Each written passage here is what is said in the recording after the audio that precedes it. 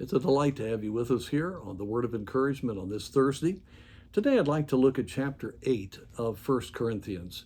This is a passage that's dealing with the problem that there was of the believers there in that church not truly caring about other believers that don't understand truth enough to know what to do about meat offered to idols and those kind of situations. And therefore, they're willing to be a stumbling block when they should instead edify. And that's what it's talking about here. Let me just take verse 1, and the second part of it is what I want to focus on. Now, as touching things offered unto idols, we know that we all have knowledge. Knowledge puffeth up, but charity edifieth. As I've said many times, the way to be encouraged is to be an encouragement. The way to experience the love of God is to let yourself be an instrument of the love of God to others.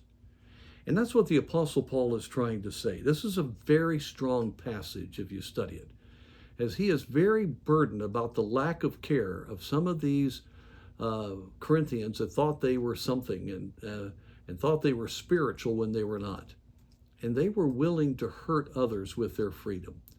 But my point is not to go into that. My point is to just take this in a more general sense, how that God wants us to be part of encouraging others, edifying others. Love is focused on others. You know, you can't get bothered by people if you take the responsibility to love them.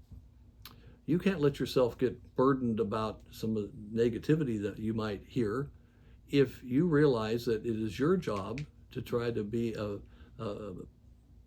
help and a blessing to them and at least pray for them. Oh, I tell you, love edifieth. It builds up, and it doesn't just build up those that you are working with. You're the first one that gets built up. Loving others means you have to be free of self. Loving others means that you have to let the Spirit of God work because it's a divine reality. Loving others causes you to focus on what is important, not on the small things that might bother you and irritate you. Love is a great cure for discouragement because God is working through you and your life has meaning. It has purpose. You can be very thankful for the opportunities that you have. Sometimes knowledge, which is so important to have, can puff up. In other words, Christians who are constantly taking in but not giving out might know a lot of truth, but live pretty discouraged lives. And God doesn't want that to be the case. I want to encourage you today. Who can you be a blessing to? Even while we're just finishing this little time up, who would God have you to do something for?